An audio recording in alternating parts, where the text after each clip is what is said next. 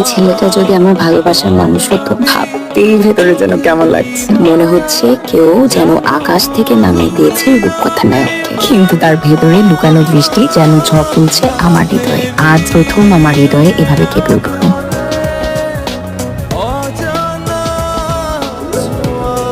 বলটা যদি এসে আমার মাথায় পড়তো, তাহলে জিশান আমাকে অনেক কেয়ার করতো।